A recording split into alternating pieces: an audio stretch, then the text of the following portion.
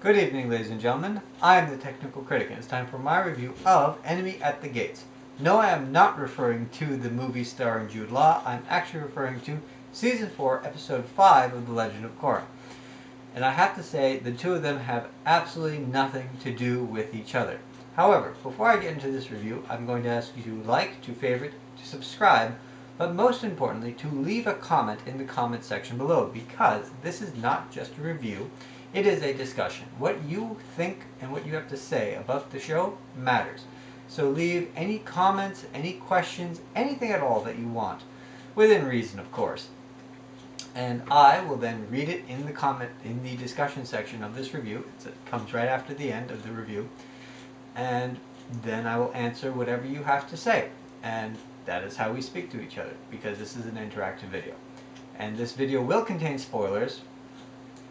So, if you haven't seen the episode, my question to you is, what in the world are you doing watching a review? Go watch the episode, come back, leave a comment down below, and then we can all have some fun. Alright? So, let's begin.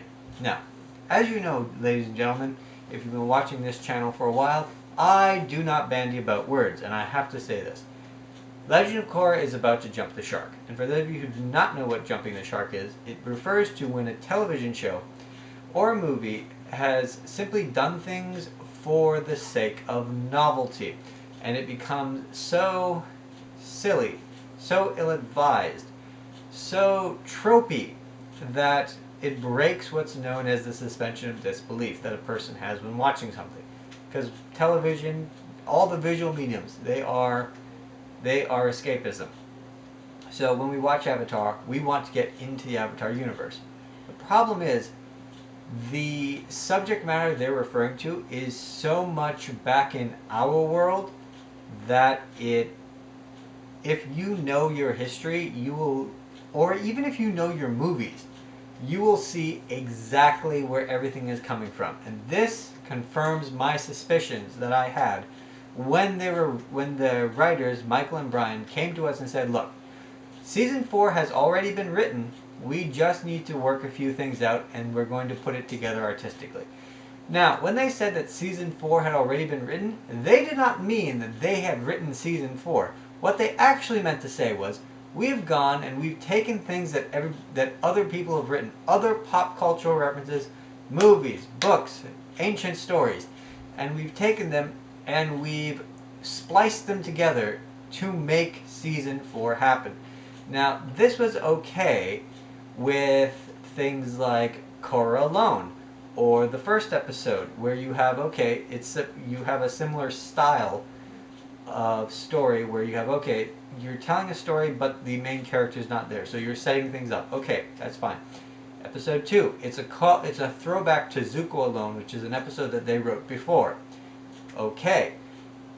Episode 3, and I hate to say this because, okay, I knuckle under, I give in.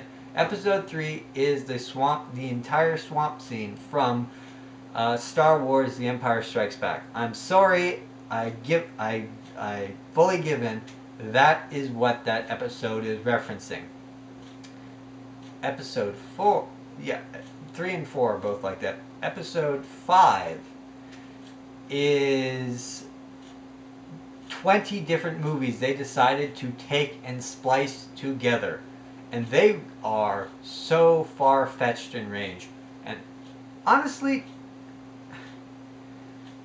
the episode itself is not bad. It is spectacular. The art design is magnificent. It feels like it's something that belongs in The Legend of Korra. But the problem is that they're taking the storylines and they're splicing them together in order to make a season for Legend of Korra. And when you look at something like Avatar, the reason that people got into Avatar in the first place is because it was so completely and utterly different from anything we've ever seen on television in terms of a TV show ever. And to then go and make an episode that, first of all, feels extremely familiar because of all the stereotypical tropes they're using, all the one-dimensional characters they're using as symbols for representationalism. Everyone, come back, come back. This is not an English lesson, I promise. But if you're to take all that and you're to then look at it through that lens, you almost feel betrayed. Now let's go through with this. I had said this offhandedly, and I in no way meant this as an actual thing. But the very opening of this episode, and all the way through, to be quite truthful, this is a story from the Bhagavad Gita. I'll tell you the story, and you tell me if this does not sound familiar. Okay, so there's a family. They're living in a particular city. One's called the Paravachans, and the other one are their evil cousins. The evil cousins trick the Paravachan and have them exiled from the city. Now they're exiled for 3 years before they realize, hey, we've been tricked. They then proceed to raise an army, come back to the city, and are then conflicted with the fact that they are now going to be fighting A, their family members, B, the people who their own subjects. They're going to be fighting members of their own guard, tutors, people who train them in the arts of war. These are the people who they're going to be fighting, and they proceed to then become extremely conflicted. And then Lord Krishna, who is one of the Hindu gods, he has to come down and he has to explain to the Prince Arjun, he has to explain to Prince Arjun that it's duty before honor, and as long as you're doing your duty, you are still innocent of guilt, or something like that. I'm not entirely sure. It's been a very long time since I read the Bhagavad Gita. Now, tell me, does the story of Kavira in this episode sound very familiar to that? The only difference is, if you were to take the intention and reverse it. So if you were to take the evil cousins who throw out the good cousins, and you were to flip it, if you were to take, okay, here are the good cousins, and they then get rid of someone who is slightly who it turns out is extremely unsavory, and they then go, and for 3 years they spend their time conquesting other places, building their armies, and then they come back to reclaim what they feel is theirs. That is this exact story. In fact, this is one of the oldest stories that we have. It goes way, the Bhagavad Gita is 6,000 years old, so this story has been around for at least 6,000 years. I mean, the Epic of Gilgamesh is the first story ever written, and while it's not explicitly written, and while this particular story is not explicitly written in it, I'm pretty sure that if I flip through the Epic of Gilgamesh, at some point I'm going to find a reference to this story, that you have either a prince or a member of something who was very powerful, they left or they were thrown out, they then proceed to come back and demand that they submit to them because they are now more powerful, and that if you don't give it to me peaceably, I will take it by force. I mean, I've got the Transformation of Lucius, the 5 comedies, I've got the Canterbury Tales, I've got a whole bunch of books on that bookshelf over there. I'm pretty sure that I can find that story in each and every one of them if I just flip through it. I promise you I can probably do that. And beyond that, this is a historical thing that happens all the time. If you look at I'm trying to think. If you look at the Roman Empire, this story happens quite a bit. If you look at the story of Caesar, he goes out, he leaves, he goes to Gaul, he conquers Gaul, he then proceeds to come back to Rome with an army and crosses the river Tiber. Except they welcome him as a conquering hero, right? If you think of the story of Mehmet II, who founded the Ottoman Empire. He and Constantine the 13th were great friends. Their fathers were friends. They grew up together. They were allies. Then guess what? He left the city. He conquered all the area around Constantinople, and he came back and he said, hey, you know that city that you have, that city that we both grew up in, the city that I love and the city that you love? Yeah, you should probably give that to me. And when Constantine the 13th said, hey, you know what? This is a city that I have built, that my father has built, that my forefathers have built all the way back to Constantine the Great. I'm not going to just hand this city over to you. Mehmet II proceeds to go, well, fine, I'll take it from him, and proceeds to blast through the walls of Constantinople. And in 5 days proceeds to rape, murder, and loot his way through. Constantine, for those of you who don't know the story, he was recently dug up. He was beheaded. And we know this because the skull is missing from his body. the way they had to identify him was by his boots. They have purple imperial eagles on them from the Roman Empire. And that's, or sorry, the Byzantine Roman Empire. And that's how come we know that this was the guy. He was wearing purple. His boots say that basically his name is written on the inside of his boots, is what I'm saying. I mean, you can just keep going. This story is perpetually told over and over and over again, because it just keeps happening. King Arthur. This story happens in King Arthur. I swear to you, this story happens in King Arthur. Mordred, who is King Arthur's son, raises an army, comes back to Camelot, and lays waste to the entire place. He dies, but Arthur dies in the thing as well. So, and I know this. I know this for a fact because I went back and I watched the trailer. Su Yin is going to get captured. Su Yin is going to get captured because we see her in chains. We see everybody in her family in chains. That means that she's going to lay siege to Zhao Fu, and Zhao Fu is going to fall. Now, the opening. Now, as I said, they spliced 20 different movies and TV shows and stories together just to make this one episode, 20 minutes. I can go through each and every one and I can tell you what they are. The opening scene is from Troy. That movie from 2004 that Brad Pitt was in where he played Achilles. If you were to drop the first 40 minutes and just focus on the 20 minutes where they're bargaining for the city, that's essentially what this entire episode is, spliced in with other stuff. So the episode opens with Kavir's army just marching up to the walls of the city, and they're like, hey, we kind of got a problem. Yeah, big problem. Su Yin, who knows they're coming, is traveling to the walls of the city, basically to see. You can tell she represents old King Priam. You've got her husband going, look, we're calling on our allies. They're going to come and they're going to help us. She goes, look, it doesn't matter who comes. It's too damn late. It's like the story of Troy if King Priam knew he was doomed from the very beginning. She's her own Cassandra, for those of you who get that reference. The scene right after that, and I swear to you, most people are not going to get this, except I got it simply one, I'm extremely well versed in movie lore, being a movie critic, it happens to be useful at this. Number two, and this is the very important part, I'm Canadian, so I know this story extremely well. Just because I'm Canadian doesn't mean I know this story. No. This is a story that even amongst my people, you'd be hard-pressed to find someone who knows the exact details of this. You would need an older person who was involved in the military who probably knows this, but I know the story because it was told to me, and it's part of our history. The second scene has Korra and the Airbender. So you've got not Mako, Milo. Sorry, you've got Milo, Iki, and Jinora. They're all traveling towards Zhao Fu, and Milo is basically going, "Hey, you know what? We are going to go there, and we're going to watch you destroy the entire army." And what does Korra say? Korra says, "No, I'm not going to destroy the army because."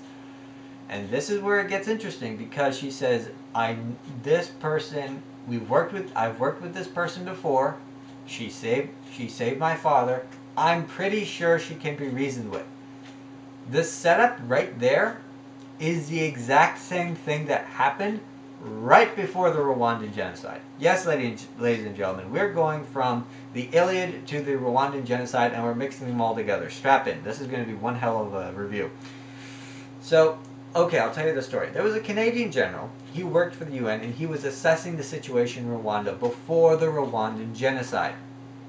And what essentially happened was, he said, look, the UN needs to intervene, otherwise there's going to be a lot of bloodshed. We can stop this right now. And they said, you know what, we're going to send an expeditionary force. They're just there to keep the peace. They're not actually going to fight. They're going to go and try and reason and show strength and basically stop this thing from happening in a peaceful manner. Now the same Canadian general was the leader of this particular expeditionary force. I do not remember his name. I can probably Google it. But he went down there and he actually met with the leader of the genocide. And he was talking with him. He said when he shook his hand, he felt like he was shaking hands with evil. And looking back on, and this was before the genocide happened. A few days later, the genocide happened, and it was just, you guys know the story. It was completely and utterly horrible, horrifying. And he says he had his gun with him at the time. When he met the leader of the genocide, he had because it was not just him, it was all the leaders of the genocide. There were 6 of them, I believe, and they were all in the same room. He said he had his gun with him at the time. And he said, reflecting on it, if he had simply pulled his gun and shot all 6 of them at that very moment before the genocide happened, he would have saved so many lives, and he regrets that to this day. And I don't blame him. That's a hard thing to live with, knowing that you could have potentially stopped the genocide. If sure, what would have happened? There would have been a military tribunal. He probably would have been dishonorably discharged from the Canadian military. But you know what? At the very least, his conscience would have been cleared. He would have known, you know what? I stopped something extremely horrible from happening. And you know what, sir? I salute you for that. Because that was a very hard decision to make. The actions of Avatar Korra in this particular situation is, oh my god, almost a mirror reflection of what happened then. Because what do you have? You have two opposing forces. One that doesn't want to fight, and one that's gearing up for a fight. One that is massive and powerful, and clearly in a fight would be the winner. And then you've got the small city of Zaofu. So you've got Kuvira as the massive army, and you've got the little city of Zaofu. It's Hutus versus Tutsis again. I swear to you, it looks through that perspective, it looks exactly the same. And Korra, who I guess at this point represents because she has all 4 powers of bending. So she is the example of all the nations united together in one person. She is the United Nations, and she's basically saying, okay, look, we're going to try and find a peaceful solution to this, even though there is no peaceful solution to this. Even though it seems that, yes, the peaceful solution, trying to find a way to stop the bloodshed without violence and without her going and just completely wiping away Kuvira's army, if that is even possible for her to do. While that seems to be the logical, the ethical choice, at this particular moment, it is not the correct choice. And I think the next 2 episodes are going to show us, yes, at the time, Korra probably, when she met Kuvira, she probably should have given her the royal beatdown and taken away whatever bending power she had. I'm sorry, but I've seen this story before, and I'm telling you how it ends. This is not going to end well. It's going to end in a similar fashion. Now, mind you, everyone's been saying World War II, World War II. Guys, wrong genocide. This is a different genocide we're looking at. Although, good try, you're right. It is shaping up to be similar to World War II. You've got the Earth Kingdom that basically looks like a very fractured Germany, and Kuvira being Hitler picking up all the pieces back together. However, I think that Kuvira is not so much a representation of Hitler as simply a representation of what a dictatorship is. A dictatorship, the difference between a dictatorship and a monarchy. A monarchy is the rule of one person supported by the people. If the people do not support the king, then he is no longer a king. At some point, he will fail. And then, as what happens to most kings throughout history, off goes his head. In the case of a dictatorship is one person holds the reins of power, but they are not backed by the people. They are backed by the military.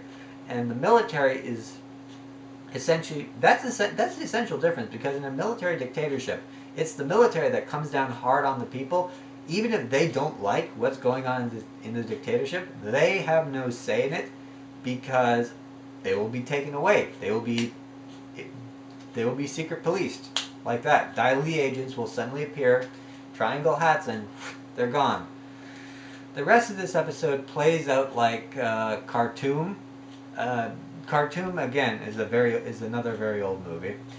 That's that one has Charlton Heston in it. He plays General Gordon, who is sent to Khartoum to stop the Mahdi from going and taking the city of Khartoum in the name of the Sudanese. It's a true story. Again, it's a true story. And what happens is the reinforcements that are supposed to come and save him deliberately arrived there 2 days late, so that the city has fallen into the hands of the Mahdi, and then they're sent there to go and try and defeat him. I mean, that's the story. I'm sorry, that's a historical story. It's bad. It's a bad thing that happened, but that's what happened, and this is what it's mirroring. If you take all these things, you mix them together, this is what you get. And I mean, what you basically get is that bouncing back and forth. I'm sending this person to you. I'm bringing. I honestly feel that the only bit that was executed in any non-trope way was the use of Bolin in trying to get Suyin to surrender. And I honestly think that was the only part of this that was done intentionally like that. Because if you look at what Bolin represents, it's what they're trying to show it. Bolin represents the swayable masses, the people who follow along because they think they're doing the right thing.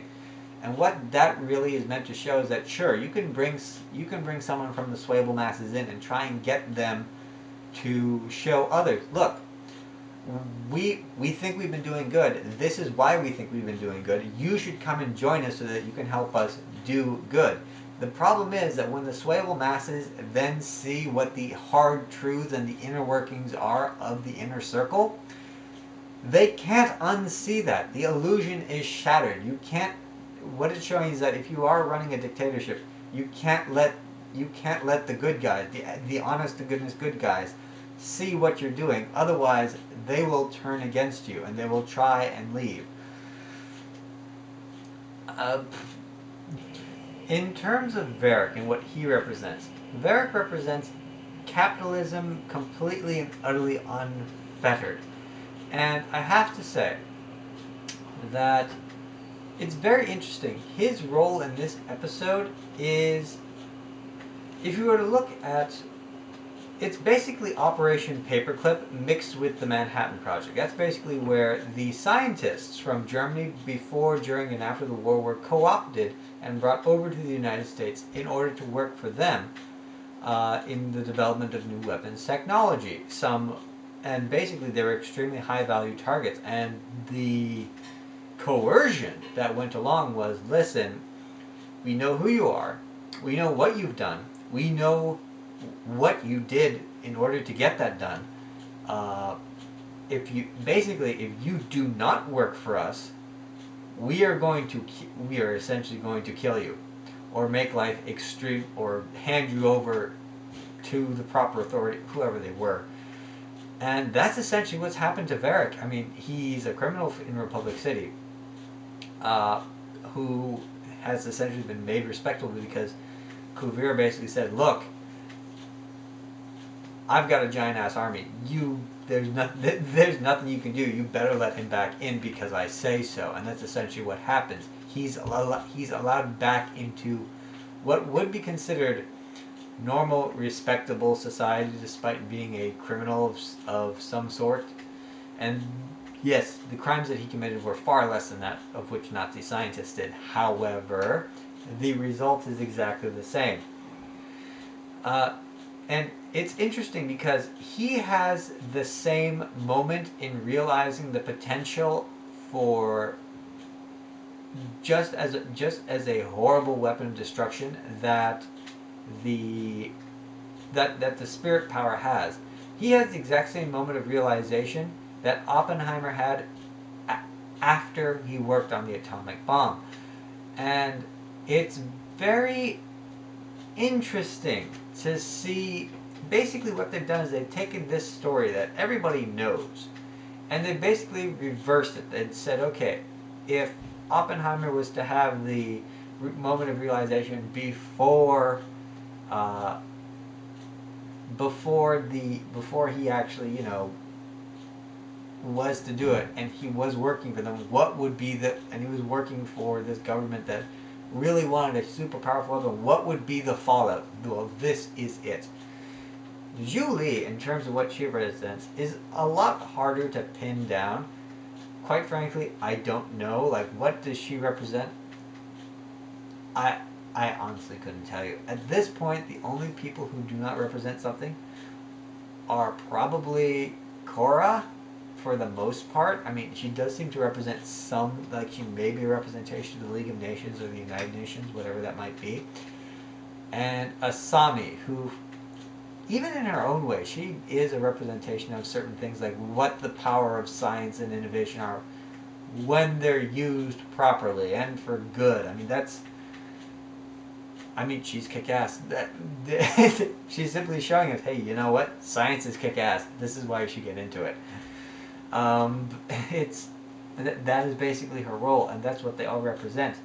And speaking of Asami, her role in this episode, I swear to you, Korrasami, and I say this right now, knowing full well the implications of what I'm about to say.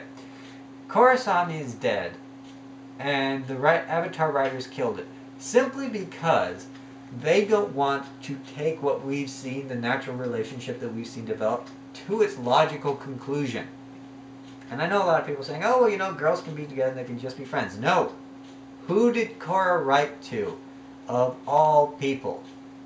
Asami. And what did she tell her? Her most intimate feelings, and please, don't tell Bolin and Mako that I wrote to you. Come on! Come on! They dangled it in front of us and then they yanked it away.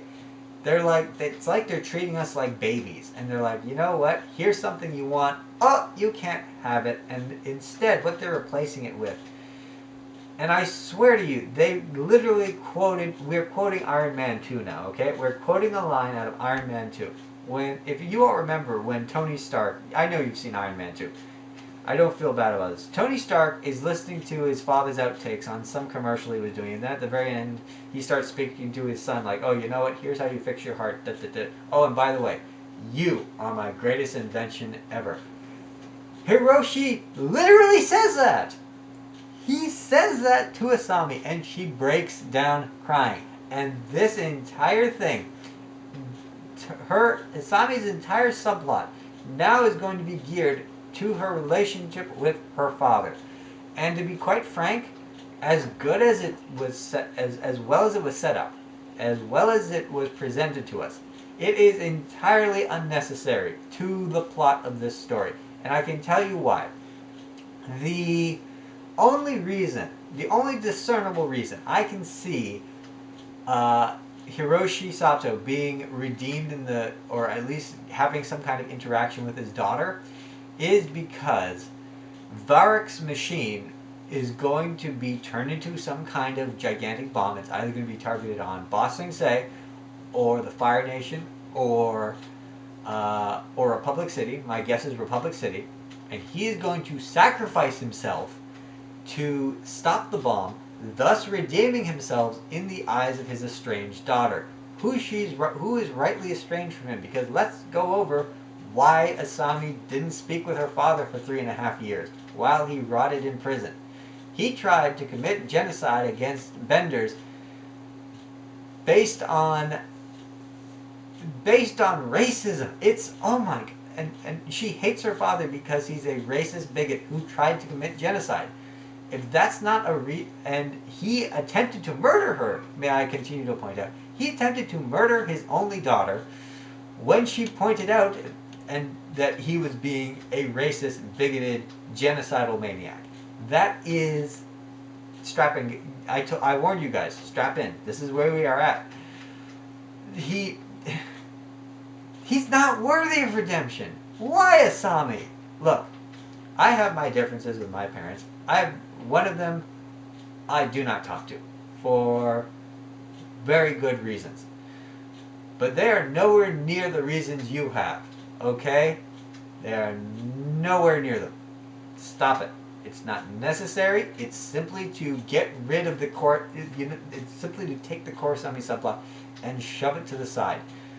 That is the entire purpose of this. Oh, well, we have Asami, but we're not going to do anything with her. Here's what we're going to do. We're going to take every child-adult reconciliation film that you have ever seen, and we're going to make that her subplot. She's, I swear to you, even-numbered seasons are the worst for this girl.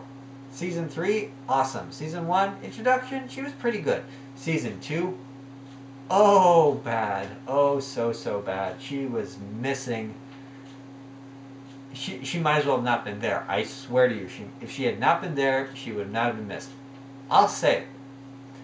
Season 3, amazing. Season 4, this had better turn out right. Otherwise, you have completely wasted arguably your best character. You've wasted your best character. You've wasted her subplot. You've wasted all the character development of Season 3. Just gone. You guys are amazingly bad writers if this is the thing that you're doing. And the episode ends. And this is really what gets me. This is the final movie trope. The episode ends with Julie turning on Varric because of all the abuse that he's put her through. Rightly so. I mean, that moment really does feel correct, but it's like, oh my god, Varric, look at what you've driven her to do. You've driven possibly one of your greatest resources to the other side. This is what you've done through your complete and utter lack of empathy for her, Julie. This is just treating her like your go-to servant. This is what has happened. Bolin is going to be sent off to re-education camp. I am really interested to see what the re-education camps look like. Are they going to be like concentration camps? Are they going to be more Eastern oriented with what are the, or at least what were the Soviet re-education camps, the work camps basically, what was it called?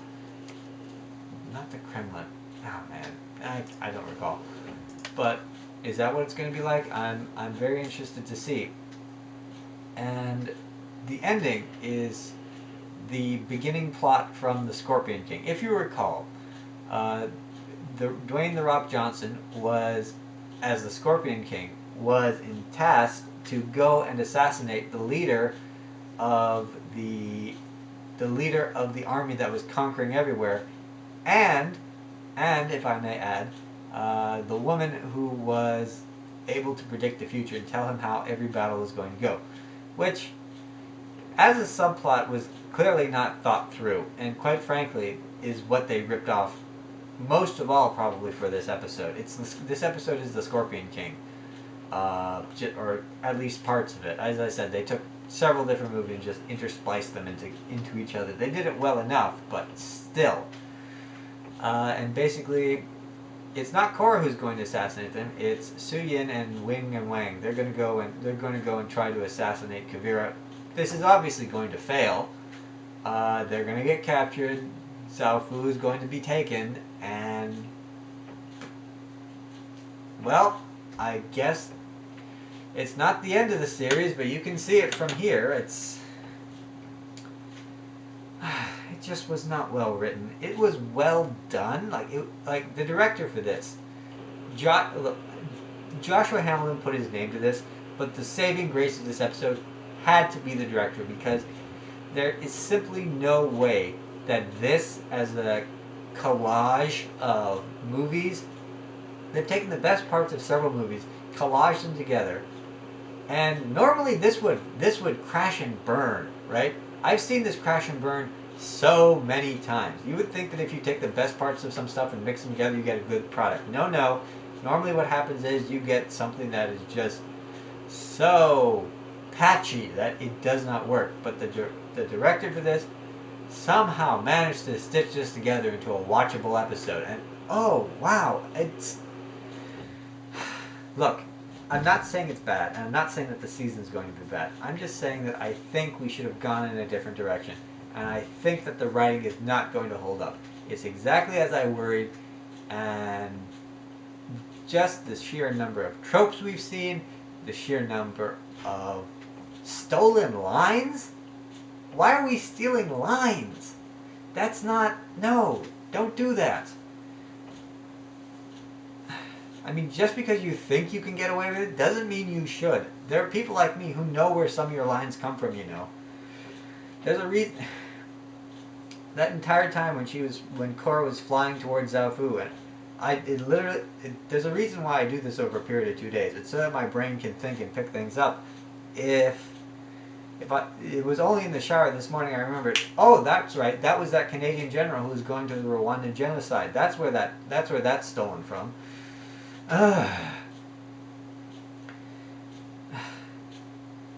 As a patchwork, it doesn't work very well.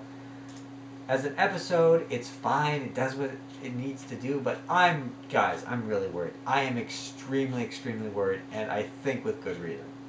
So that has been my review. I will see you in the discussion.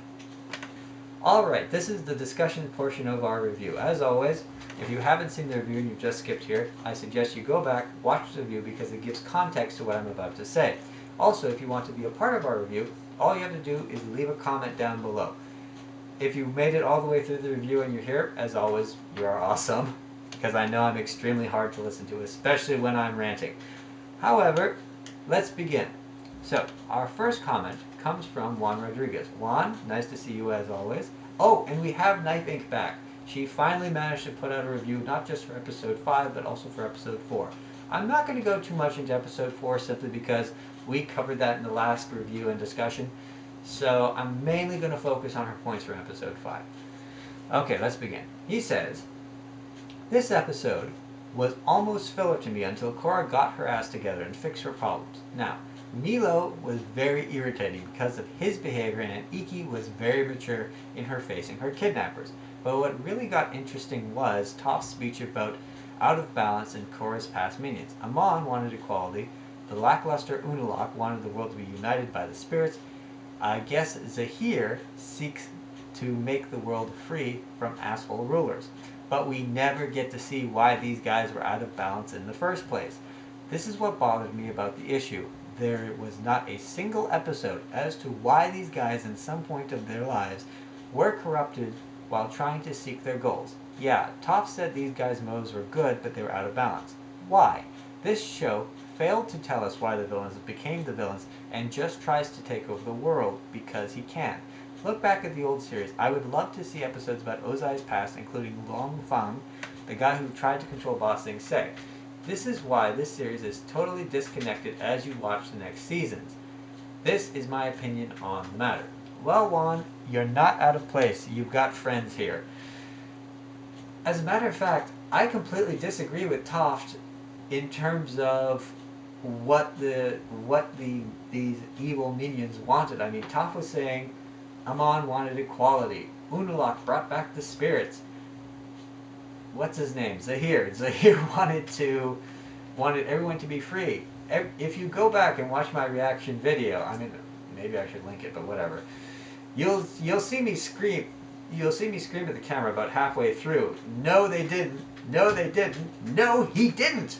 Which is absolutely true. At no point do we ever see any of these things that they talk about being their actual goals. If we look at Amon in terms of villainy, how is his plan equality in any way, shape, or form? Because he wasn't going up against bad benders. He was going up against all benders. And we see in the exposition of why he's doing what he's doing by Tarlok, that the entire reason he's doing what he's doing is because he has father issues. And because his father couldn't take over a public city from the Avatar, he was going to take over a public city from the Avatar, using a form of spirit bending that comes from blood bending. And really, what was his plan? Let's assume he wins, okay? Let's assume that, okay, he takes away the Avatar's ability to bend. The Avatar is down. He then goes and he takes away everybody else's ability to bend. What's the plan now? Are you going to go through the rest of the entire kingdom and just take away everyone's bending? Is bending no longer going to be a thing? Also, we know that bending is genetic. So even if you take away someone's bending the way that his father had his bending taken away, but now he has 2 blood-bending sons, like, how does this plan work? Are you just going to take away bending to the point up until you die, and then you're no longer the leader, and then bending comes back? What is the plan here? There is nothing, and I mean nothing, that suggests that Amon wanted equality. He simply wanted to be the biggest, baddest ruler in the room, and he used manipulate. Here's the thing, and this is why it ties into every single movement that is wrong, from Nazism to Gamergate. If you look at the things that these movers and shifters attach their goals to, it seems very benign. What was Gamergate attached to? Corruption and games journalism. What was Nazism attached to? Rebuilding Germany. What were any of these things ever attached to? Allegedly helping the common man. But in the end, what does it do? It ends up screwing them over. Why? Because that is not the actual goal. The actual goal is simply world domination or total control of power, or whatever nonsense the current man on the black horse wants. I mean, look at Unalaq. His entire thing was that he wanted to take over the Southern Water Tribe. Why? Who knows? Apparently he was corrupted by the Batu, and apparently this was Vatu's show the entire time. He was the one who wanted him to take over the Southern Water Tribe, so then he could somehow try and open spirit portals that he couldn't open from... You see how conniving and convoluted this becomes? And when you actually try to work in what they were saying with what they were doing, they are completely and utterly disjointed. Look at Zahir! Look at the chaos that he caused in 5 minutes. He has Gahan bring down the walls of Ba Sing Se.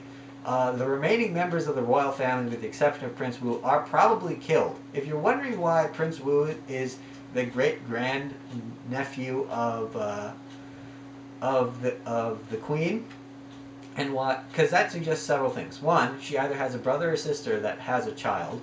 Two, since it's great nephew, that means that that brother or sister had kids, a mother and a father, and then so some kind of duke somewhere in the upper ring, and then they have Prince Wu.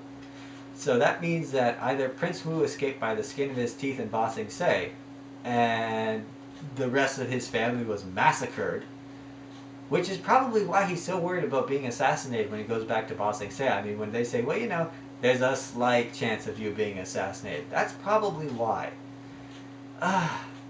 But look, he said he wanted freedom and self-governance for all people. What happened when he actually gave freedom and self-governance to all people? The rings were thrown down. Fire spread throughout the poor part of the town, remember? It was just criminal anarchy everywhere. I swear to you. And he didn't even... He probably saw this as he was flying away. The city was on fire and burning. As an anarchist, or... Oh, I can't remember what the term is, but it is... It has nothing to do with what he actually wanted to happen. So, yes, these guys were out of balance. Not because they had good ideas and then they took them too far in one direction. No, no. They all wanted the same thing. They wanted to rule, and they attached their ambition to lofty ideals. And by disguising them in that way, they managed to get as far as they did. It has nothing to do with them being out of balance. They are just horrible, horrible human beings. That's really the disconnect, Juan. I mean, that's my feeling. As to the episode being filler, you know what? And I mentioned this.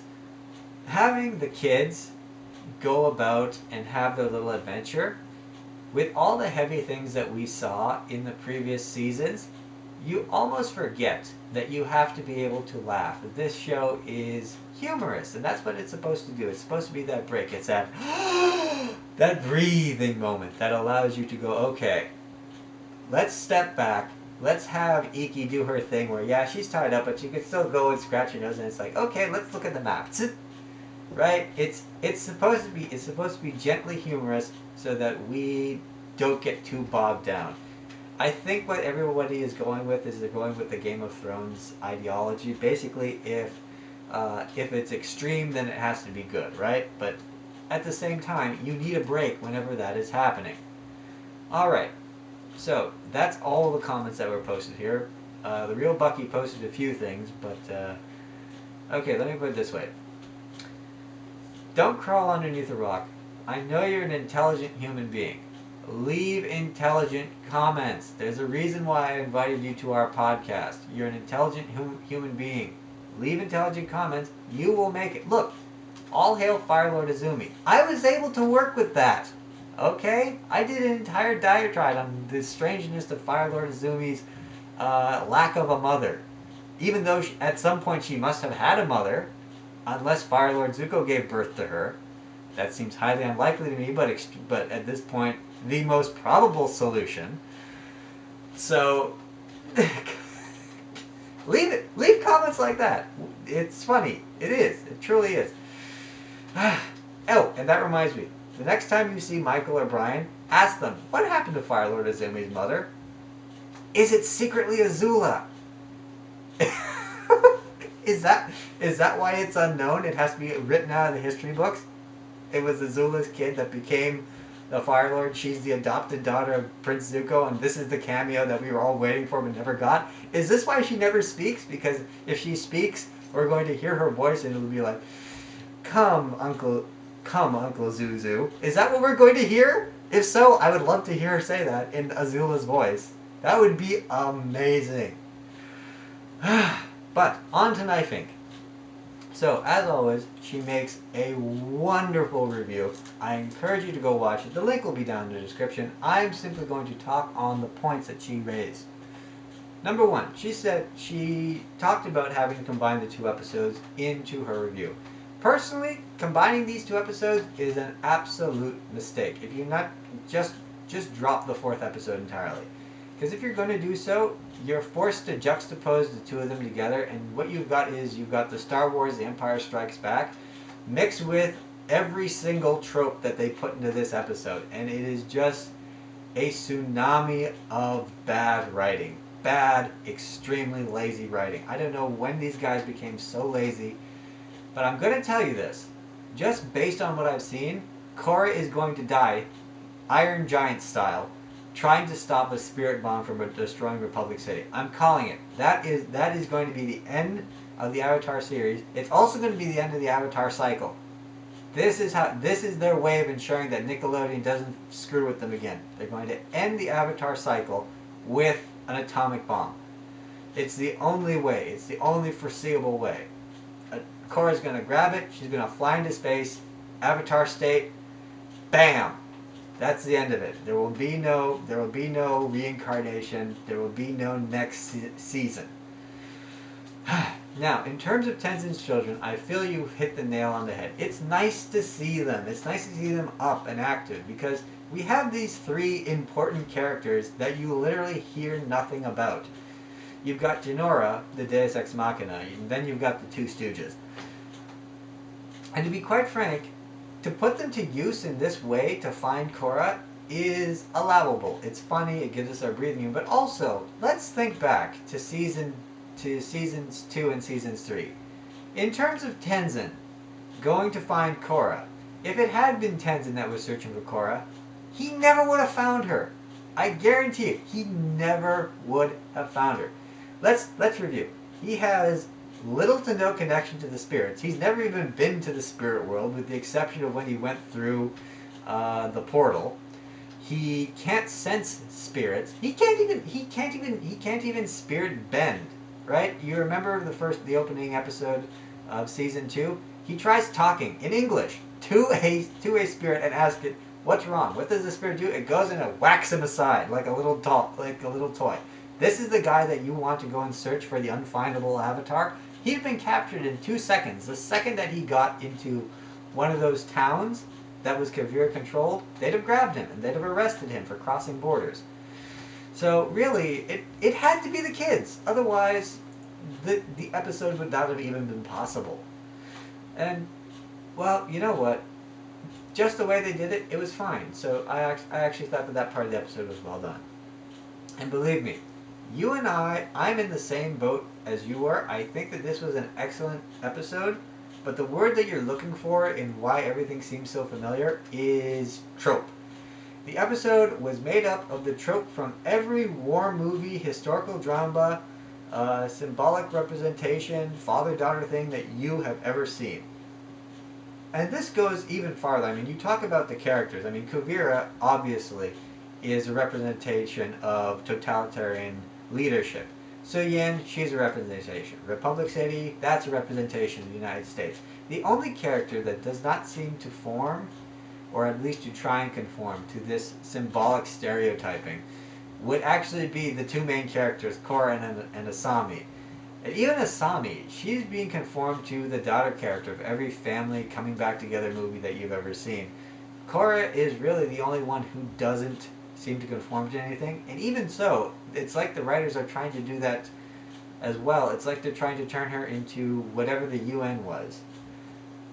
And moving forward from there, you mentioned Varric. In terms of Varric and the setup for his project, as I mentioned earlier, it's a cross between Operation Paperclip and the Manhattan Project. So for the last few here's my prediction. For the last few episodes of this series, we have to be prepared for either Asami's father trying to disarm the bomb or having something to do with it. And as I said, for Korra to die, Iron Giant style. Just fly up in the air like Superman, carry the bomb, keep it from destroying innocent people, end of the Avatar cycle. Now, if you're worried about the problem, now you also mentioned that there are a lot of problems from the previous seasons that have not been resolved. Allow me to put your worries to rest. They're not going to be wrapped up. The writers have no care as to any of the issues from season 1 left over, season 2 left over, even season 3. There is not enough time left in the series to deal with one of them, much less all of them. And as such, they're simply trying to be dropped as plot holes. They're going to retcon this entire thing by ending the series, and just even if the nicest thing they could possibly do for us would be to disseminate this information over the internet through the Avatar Wikipedia. Or, at worst, they're going to say they're going to write something later on and then never do it. And again, in terms of Asami with her father-daughter relationship, you are right again. In terms of what they did, I have little to no caring about her relationship with her father. It does not fit into this season. With so much to do and with so much to figure out, despite the fact that it's extremely well done, the only purpose that Asami reconciling with her father serves is for him to be able to get out of prison in time to help Team Avatar stop whatever spirit thing that Kuvira is planning to do. And I guarantee you this, he is going to die sacrificing himself in some way to save Asami and the Avatar's life, and this will be his reconciliating moment. Because we've already heard the "You are my greatest creation" speech. All that's left is for him to die in the line of battle defending her. Now, in terms of Asami's character arc, that was really more explored in Season 3. The Korra-Asami shipping was, quite frankly, the best characterization I've seen, and as I've said before, we've seen her go from a lamppost in Season 2 to a rock star in Season 3, and I have to say, it was probably the most enjoyable thing I've ever seen in an Avatar franchise ever.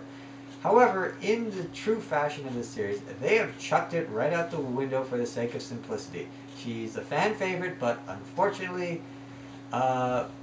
they don't really seem to know what to do with her, so she's being relegated back to the background in terms of characters. And she's only going to be used vaguely in some slightly related side story. I mean, the fact that Varric is important to the story now is hardly reason for the meandering storyline that we had in Season 2, or his cameos in Season 3. I mean, let's think about it. If Varric had gone and bribed an entire jury and judge in order to get off of the allegation charges he had, and then gone to Zaofu, we would be in the exact same place as the Spirit Vine escape plot. And may I add that the Spirit Vines, their creation is purely for this season, and that makes it either the most intricate of plot MacGuffins, or the writers are merely scrambling to find some way to use this thing that they thought was going to be so useful. I mean, I still personally don't understand why they were created by Unavatu, but in terms of destruction, they seemed rather harmless when they took over the city. Sure, they grew through some buildings, but they didn't really destroy the city. They never really did anything at all. I mean, and in terms of and moving on from that, you mentioned that all these characters seem to have, especially the villains, seem to have a lot of one-dimensionality. Well, in terms of the one-dimensionality with Kuvira that you mentioned, it seems to be true for almost everyone in the entire series. They're simply presented as a symbol for something. I mean, let's go through it. Bolin is a symbol of the swayable masses. Prince Wu, he's a symbol of how monarchy can become inept and overbearing and just completely ridiculous when incompetence is given complete power. I mean, it's showing you the worst of everything that could possibly happen. I mean, even Su Yin. Su Yin is representative of isolationist policy that, you know what, yes, we might be a part of this thing, but we don't want to get involved in world affairs. And they really only get dragged in once they've been made a target. And then it's like, oh, you know what, people should come and help us. I mean, even Asami. Look at Asami. Her representation is as the power of... She represents the power that high quality science and engineering and technological innovation can bring. That is her representation. I mean, the only one that I really find hard to pin down is Julie. Like, what the heck does Julie represent? I mean, we know what Varric represents. He is unchained capitalist enterprise. Julie, she seems to be something similar, but completely and utterly different. I mean, it's really, really weird. How would I put this? This is just what I think, mind you. I think she represents the average person who believes in the good of capitalism, but when she's faced with the uncaring truth of capitalism, they become extremely cynical and very resentful and even rebellious. And this is clearly represented by her turning towards Kuvira at the end of this episode. I mean, industry, for the most part, has never been able to understand why the workers are rebelling, simply because they have no reference points. Like, well, you know what? We provide them with jobs. They should be grateful that they're working for us. Well, you know what? The jobs that you provide us with are horrible, horrible things. And we demand better working conditions. Because you know what? We're people too. We're living creatures. We don't just exist to make you money. Which is essentially what the relationship, or to serve you, which is essentially what the relationship between Varric and Julie is. And personally, I hope that Julie ends up working for Asami, because she's so much kinder and nicer and would probably treat her better. And Varric would end up not her slave. His slave is a horrible condition. Is indentured servant the better term? I'm not sure, but I feel that for all of his years of hardship on Julie, Julie should be recompensed for that he should be forced to do for Julie what Julie has done to him. Right? That's fair. It is fair, right? Now, for the final point, in terms of the core plot not working, I'm going to refer back to my genocide point, which I made earlier at the start of the review. Now, as I reference back to this, Korra's decision is exactly similar to the dynamics of the Rwanda genocide. What happens is you have two groups that are so similar they really can't be called different, with the exception of a few vague ideas of what separates the two, and even these themselves are very ill-defined. And this is where political distinction really does kick in. I mean, and the attempt to reconcile the two groups peacefully without any bloodshed. I mean, intellectually it's sound, ethically it's sound, morally it's sound, but you know what? It's still the incorrect solution. It's not the right decision, even though it feels like the right decision. What seems obvious to both sides is that the Avatar, who at this point, if she doesn't represent the League of Nations, then the United Nations, she is the embodiment of all four bending styles, and as such, the embodiment of all four nations. I mean, at this point, it's up to her as the bringer of balance, the one who's supposed to keep the peace, to act decisively for one group against the other, because neither group is going to back down no matter what. And non-action, and however preferable non-action seems, this is what's going to lead to the upcoming conflict, which is going to end in disaster for the weaker party. In this case, it's Zhao Fu. We know this from the trailer. We see Su Yin get captured. We see Zhao Fu fall. I mean, that simply is what's going to happen. It's it's sad, really, but history repeating itself. Guys, if you're going to use these references, pick better ones that I won't. Look, if I can pick this out, it means that somebody else can pick this out. And this is why I make these reviews so late, is because it allows me to do my research and get what I need to get done correctly. So that's been the discussion section of this review. If you want in, you have to leave a comment. It doesn't matter what the comment is. I will say something about it. I'll talk about it. I'll discuss whatever questions you have. I'll debate with you, as long as you can present yourself in a reasonable, rational light. And I think your views are beautiful as always. Thank you. Her link is in the description. And now, as always, it's time to pander. I want you to like, I want you to favorite, I want you to subscribe, and I want you to leave those comments. Thank you so much for everyone who's made it this far in the video. I know I'm very hard to listen to when I'm droning on and on about the same subject over and over again. But it's interesting, and it allows you to become a part of the discussion. I genuinely care about what you have to say. So, like, favorite, subscribe. See me on Twitter. Whenever the podcast is coming out, I will tweet about it about an hour or a half hour before. So that's the way to find out about the Legend of Korra podcast. I have a Patreon account. If you like what you see and you want to see more of it, look, help me help you discern good television and good movies, because you know what? It's very hard to work and then come back and help me make this my job of sorts. Help me make a living off of this, because quite frankly, YouTube does not pay me nearly enough. YouTube doesn't pay me at all to make these videos. And as much as I love making them, it would be nice to get some kind of monetary incentive to keep me going and to make this a viable option for myself. And as I always say, the person who contributes the 5th smallest amount of money will get a prize. What is it? Shh, it's a surprise, but it's a good one, I promise. Alright, so that's been the review. That's been the discussion. I'm the technical critic, and as always, I will see you next time in the review.